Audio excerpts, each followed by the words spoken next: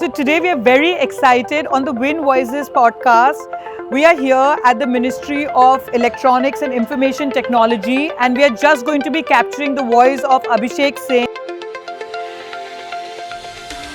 What exactly is the India AI mission, trying to solve? Artificial intelligence is shaping the future of technology, and the India AI Summit. Honorable Prime Minister had given the direction, like right after the Paris Summit, that it should not be a summit that's just a talking shop amongst experts who assemble in a small room and discuss, deliberate, and it doesn't touch the masses. So how is India ensuring that the AI benefits reach the last mile? Where AI meets purpose and the future takes shape, democratizing AI for the global good, building a better tomorrow. We did more than 500 pre-summit events that kind of made people own up the whole summit, and during the summit also we had lots of partners, Goals House and you all included. The India AI Summit is not just about innovation, but about people, planet, and progress. Almost a zero price, so they also were able to showcase and they were able to connect to the best. So we provided a platform where everybody was able to talk to each other, and the conversations that happened ultimately helped the summit become what it is. The energy was very electric. So today on Win Voices, which is a global podcast of Women Inspiring Network, which does discussions in Davos, India, Cannes and New York, I'm really excited to have Abhishek Singh, who's the man of the hour. We've just finished with the India AI Summit, and congratulations, sir, because I just got to know that you've become the secretary. Of course, you're the CEO of the AI mission, and I really feel proud to be an Indian. So I'm just going to throw some light. Of course, you have been an IAS officer. You took this whole mandate. You have been working on it. So I want you to tell us in your own words about the journey, especially of the India AI Summit, which just concluded last week. Like, how did you kickstart it and you put the whole thing together? First of all, thank you for doing this, and thank you for getting a man to join in a woman win podcast that brings diversity into what you do. As far as the summit that we just held, in fact, it was much bigger than what we had ever done.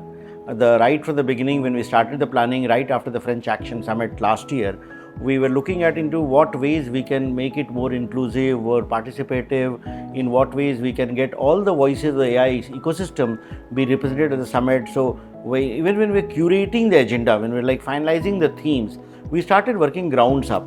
Try to speak to as many stakeholders, which included people from industry, people from startups, people from the academic community, research community, civil society, governments across, and we got lots of inputs, and that's how we kind of involved everyone. In fact, before the summit, we did more than 500 pre-summit events that kind of made people own up the whole summit. And during the summit also, we had lots of partners, Goals House and you all included, who all curated sessions, who all got speakers. So in a way, it became a summit that we were convening, but it became everyone's summit. So the way we could ensure participation, it became bigger than what we had anticipated, and we were able to kind of address every key issue that development of AI, deployment of AI, adopting this technology is giving to the whole world. And sir, I must say it was really big. I know you and me had chatted at some point before Davos, and I was in touch with your office, and I must say this, I had written to Anish Chopra. He was the first CTO of the United States,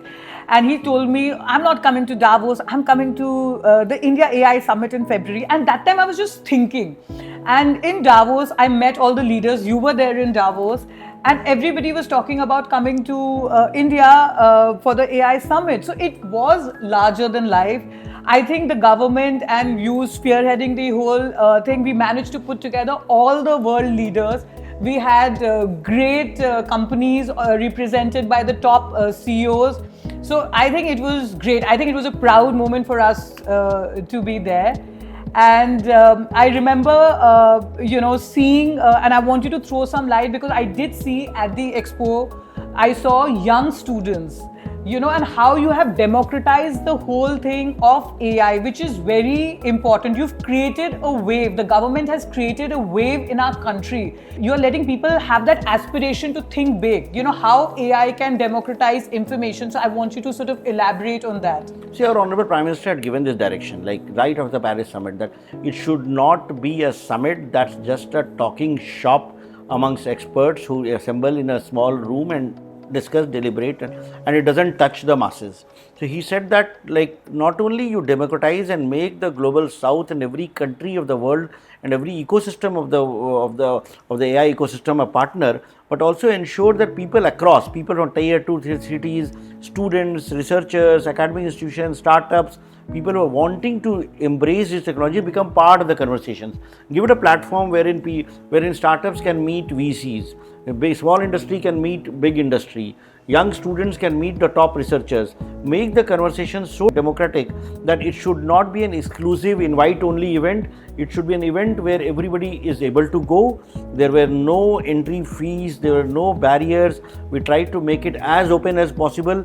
That actually became a logistical challenge, and because we also did not anticipate that 4 lakh plus people will register and 2 lakh plus people will come on a single day, and how we'll manage. But the expo and every company that put up a stall, they put their best. And most important was even the startup pods, which had a very limited space, and we gave them at a very almost a zero price. So they also were able to showcase and they were able to connect to the best. So it provided a platform where everybody was able to talk to each other, and the conversations that happened ultimately helped the summit become what it is. So the energy was very electric.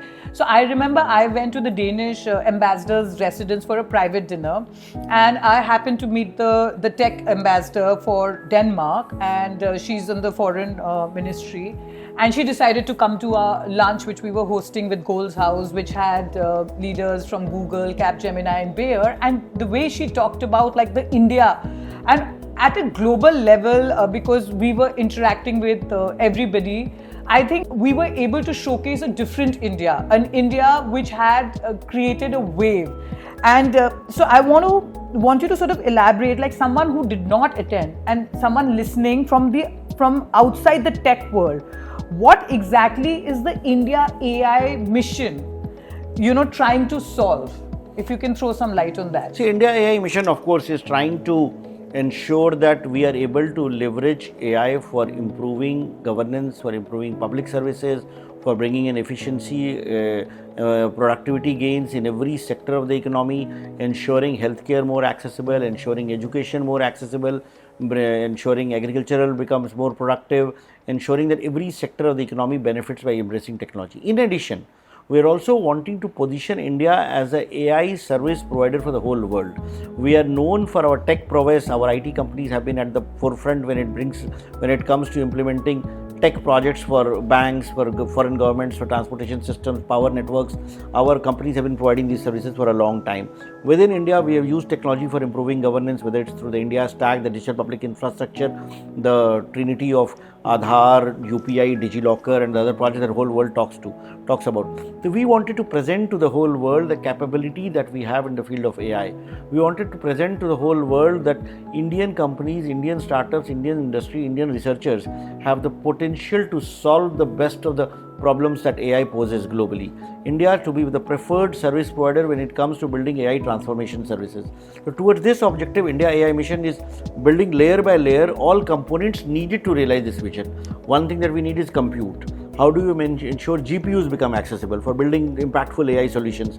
How do we build Indian foundation models? Sarvam launched their own foundation models, which is competing with the best in the world. Instead of being dependent on the OpenAI and the Googles, how do we ensure that we build something which is trained on Indian datasets, which are trained on Indian language datasets, in Indian culture, in Indian heritage, in Indian tradition. So that was one of the objectives. Yeah, and I met Rajan Anandan, and he was telling me 2 weeks prior to the AI summit, and he mentioned about the Sarvam launch. And so you've, of course, talked about how AI can be an equalizer and not a divider. So how is India ensuring that the AI benefits reach the last mile, which is very important because we are the largest country in the world, and I know our government also always believes, with our slogan that how we should take everybody along. So Any thoughts See, on like that? our objective is to leverage technology to ensure that every person across the India benefits from using AI. And one very important characteristic of our country is that we have multiple Indian languages. We have 22 official languages and hundreds of other dialects. And a large section of our population, like more than 500 million people in India who are not yet connected on the online world, are not there because they are not able to do browsing on a web browser or downloading an app in their own mother tongue. A farmer, for example, he is not very comfortable, even if agriculture services are available on enam.gov.in and several other portals. But a farmer will be far more happy to use a service if he can give a voice prompt to ask a query. That, for example, suppose he wants to know the price of a particular commodity in the local market. It's available online, but for him to go and browse, it's just not possible. He will get lost in the captchas and the download stuff that is there. So what we are trying to build is voice-based services. So a farmer should ask a query on voice, he should get an answer. A person living in a tribal area should be able to ask a query related to health. For example, what to do when a child is suffering from diarrhea.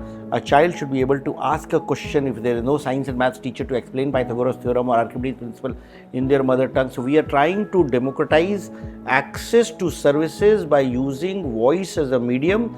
The inherent tools will be the Bhashini and the natural language processing and the Gen AI tools, but the end user experience for a citizen to ask a query on voice and get the output back on voice in the mother tongue. So that's the vision that we have, to ensure that AI becomes embraced by a majority of Indians, and that happens if the bottom 500 million people embrace technology and they become part of the digital economy.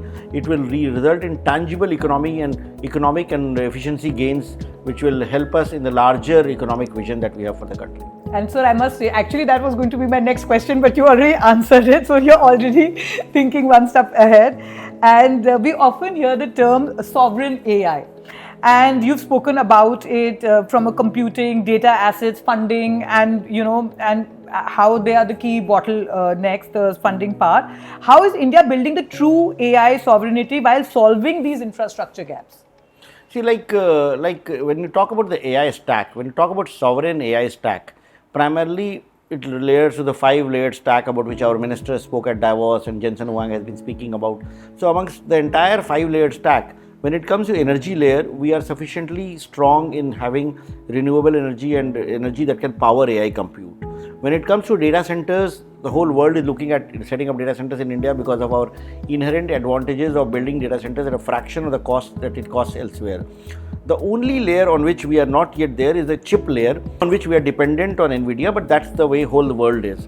Then the next layers come with the foundation models and the applications. Foundation models, of course, Sarvam has come with his own model, and several other models will come in the days to come. So we are there. We are there, the application layer, when it comes to use cases in education, healthcare, manufacturing, supply chain logistics, education. So those applications are being built. So out of the 5-layered AI stack, when it comes to the energy layer, the data center layer, the models layer, and the applications layer, we have a strong presence. Only layer on which we are building on is the developed capabilities in designing an AI chip. That also, I think, with the design linked incentive scheme, we will be there in the next 3 to 5 years. Wow, that's amazing. And so AI globally has always, at least the perception is, has been male dominated. And as you know, Women Inspiring Network is all about women leadership. So what is India doing to ensure more women are building, leading and shaping the future of AI? And I really want you to elaborate on it, because we have International Women's Day coming up, and I want you to throw some light, because I did see another campaign. There are lots of campaigns which our government is promoting for women leadership. I know you had platforms like AI for Her. I mean, you had events around that. So I really want how we can have more women of our country being involved in the whole AI wave which your government has created. See, women have been inherent part of our entire digital India story. They have been if you look at industry leaders from women, we have Debjani Ghosh, who is leading the frontier tech in Niti Aayog. Now she was chairing NASSCOM earlier. Yeah. For every sector industry, we have women leaders. So what we need to do, and especially when you're designing AI, one part, of course, about gender becomes how do you ensure data sets are inclusive and they're not biased towards women, because very often that's a criticism when many models have faced. But what we are looking at is to leverage the strength that India has amongst its girl students, women researchers, to contribute to India's AI story. And what always amazes me is that whenever class 10th and 12th results are published, we always hear that girls outshine boys. Yes. Almost every headline is there. Yes. But then the question comes in, what happens after that? It happens when they reach the 30s, first few years of their career. 30s for whatever reasons.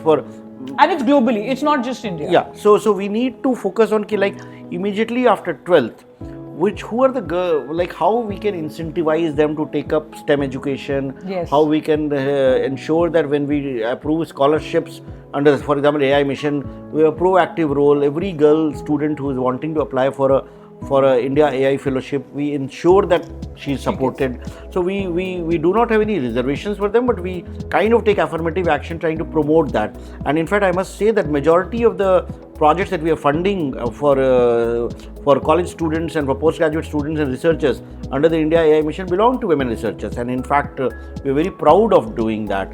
And as we go forward, we are coming up with special strategies that how do we work with state governments and various departments to ensure taking up of projects by women-led startups.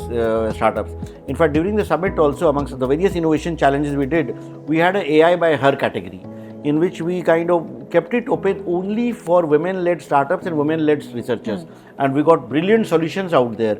So we'll have to kind of identify that women represent a very strong group when it comes to building impactful AI projects, and we will need to be fair to them. We'll need to provide all necessary help and support that they are otherwise also entitled, to ensure that they are also able to build and they are able to compete with the best in the world. Win can definitely help you amplify and, from the women perspective stories. And, I personally got educated more so about the AI, and we are actually going to be using AI to scale up. And we are already testing some platforms which are already in the beta phase. And I met a lot of startup entrepreneurs who've sort of created things, and the demonstration was really good. I've seen other countries talking about, how they are making AI inclusive for women. So that's a very positive note on that.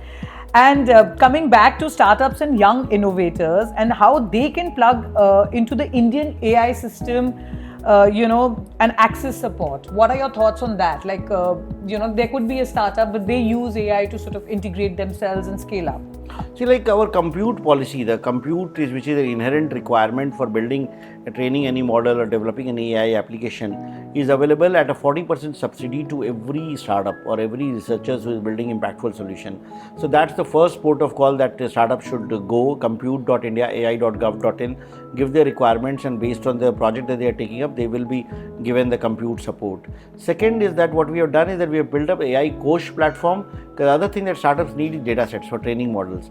Instead of solving everyone's problem, what we are trying to do is the data sets are available at one place wherein they can come and use datasets that are available for building their applications. We also have hosted models there. We also have hosted tools there which can be of use to any startup which is building there.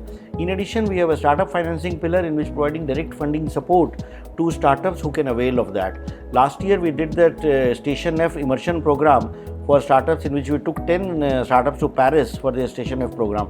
The next cohort, the applications are already live, and we would love to get any startup who is wanting to explore European markets, trying to get benefited with the Station F and the French accelerator program benefit from that. That is also available for them to explore. So we do have several such options which are available on our indiaai.gov.in portal, and love to involve as many startups as possible in this whole story. And we're sort of reaching the last part of our session. So, of course, you've been in a 1995 batch of the IAS, and you've spent over 2 decades, on the different departments, from governance, building roads, schools, public systems. You went to IIT, and of course, now you're the secretary at the Ministry of Electronic Information Technology and CEO of the India AI Mission. And you're leading $1.2 billion national mission to make AI inclusive, multilingual, and build for Bharat. So I want you to just say, what does it look like when we fast forward to 2030? What would success look like for you, both professionally and personally? And when would you say India has truly become a top AI nation? One correction, I am not the Secretary of the Ministry of Electronics and IT. I am the Additional Secretary Still, we have been empaneled as secretaries, but that will happen subsequently. Actual posting will happen subsequently. But congratulations! Thank you for that. But I continue to be additional secretary and the CEO of the AI mission as of now. With regard to, like, of course, we have come a long way from where we started. Like, I remember 2009, I was in this ministry leading the Common Service Centers project and the e-district project under the Digital India program that we are building on. Today, there is a larger appetite from both government departments and citizens in embracing AI services. What I truly believe is that what success will look like is then when India is amongst the top leaders, like today also we are regarded as the number 3 country behind US and China. But the gap between China and US and India is a bit much. So we need to bridge that gap. We need to become the top amongst the top countries which are building AI solutions, which are building technology solutions. We need to kind of set an example for the world that how technology can be used responsibly, how we can build technology for larger social good, how we can reduce the harm that technology can cause, how we have come out with our regulations with regard to deep fakes, we have come out with our regulations with regard to labeling of AI generated content, how we can set an example to the whole world for building using AI for larger social good, and in a way embrace Honorable Prime Minister's Manav principle that he espoused at the Impact Summit. If we are able to do that, if we are able to make voice-enabled services which is available for everyone in their mother tongues, I think that will be what true success will look like. And one last message on what was the whole AI summit, and you want to say, like if you want to summarize it, the AI summit which just happened, just summarize it for us. See, we wanted to make it Bharat Ka Summit. We wanted to ensure that it's not a government ka summit, it's not a Ministry of Electronics IT summit, it's something that the entire Indian ecosystem embraces. We started with that objective, but overall what it became was it became Vishwa Ka Summit. It became whole world summit. So like entire world owned it up. So in a way that is what was the most satisfying feature from the whole summit. I think so too, sir. So I do know, I did read the news article because in my other business, we have hotel clients and the prices which went up. We had, I think maybe 35,000 more delegates who came in, all the top companies, all the top leaders were there. I attended so many events and it was really our moment, I must say. And we all really feel proud to be Indians. But thank you so much for joining us today at Win Voices podcast, and thank you for sparing your time. Thank you, and hope that you continue talking about it, bringing forth the voices around. And I urge that since you are talking about women and women inspiring network, you must speak to the winners of the AI by Her and feature them, because they are the true champions, they are the true leaders who are building something for the larger good, and they are women. So in the run up to the Women's Day or something, if you can cover them, feature them, of course, it will be more satisfying. Yes. I was in touch with the team, you had connected me, so we'll definitely do that, because I think the change also needs to happen from the grassroots. I mean, if we can create that change, it's overall, it just affects everybody. Sure. So thank you so much. Thank you.